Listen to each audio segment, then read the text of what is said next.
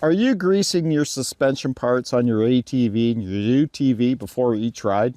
You know, most people don't even realize what those grease zerks are on your control arms or your ball joints or whatever, or even your wheel bearings. Some people do, but they don't realize they should grease these moving parts before each ride. Parts like your ball joints, your bearings, your bushings, they're expensive to replace. And who's going to do it? Are you going to do it, or are you going to pay a mechanic? So it's costly that way, and it's very time intensive as well. And you want to use a good quality grease on these parts.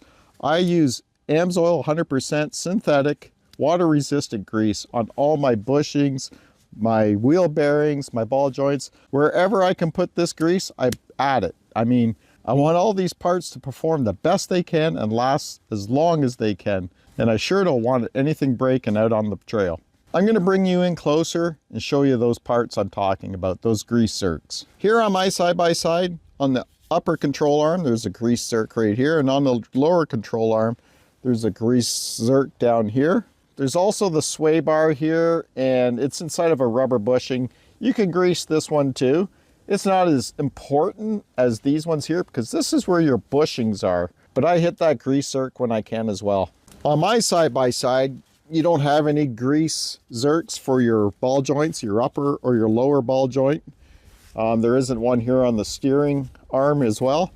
But the wheel bearings, I do grease them. I have videos on that as well.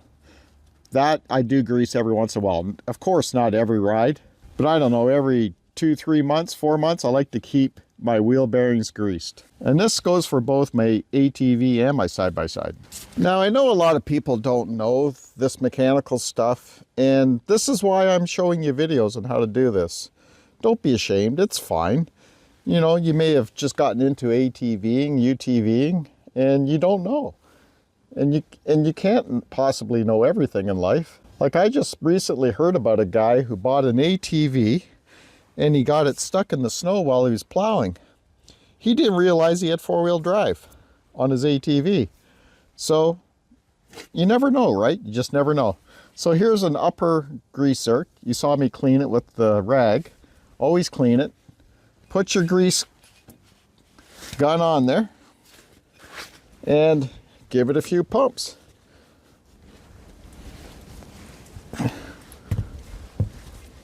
And there's 2 to 4 pumps should do the trick. You can hear the grease coming out. You'll see grease coming out here, this bushing here, this bushing here. That's when you know you got plenty of grease in there.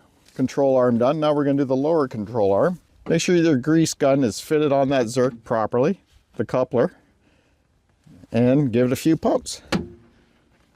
Now let's see, that one's slipping off on me because I'm not holding it right.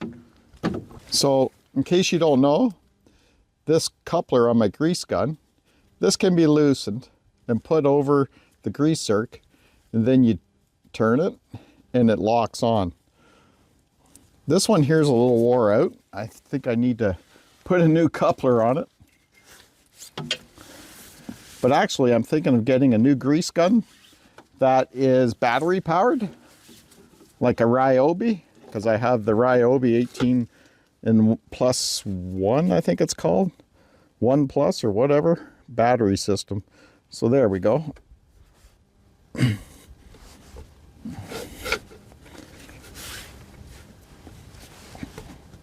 There we go. Now I got it on the zerk right. Don't be discouraged. Keep trying and give it a few pumps.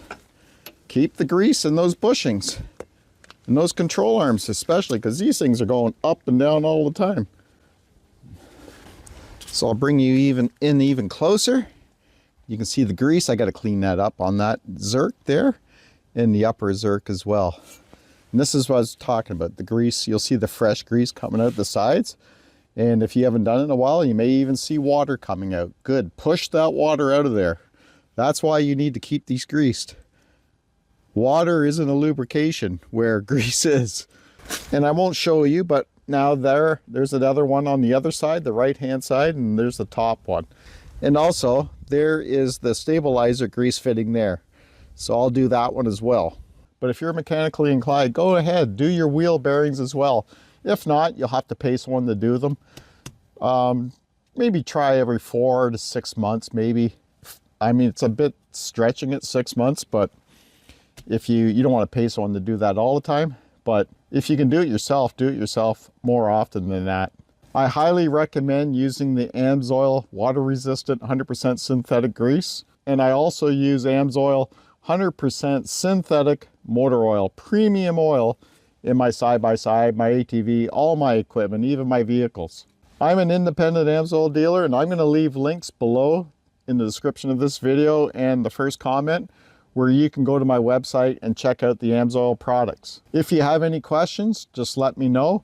And while you're on my website, grab a free AMSOIL catalog. Check out the products, have the catalog mailed right to your house. It's fun to get good mail, right? So go ahead, check out all the products, read up on it. And like I said, if you have questions, just let me know. If you like this video, go here to the left. I got another one for you. Thanks for watching, subscribe, and we'll see you on the next video. Take care.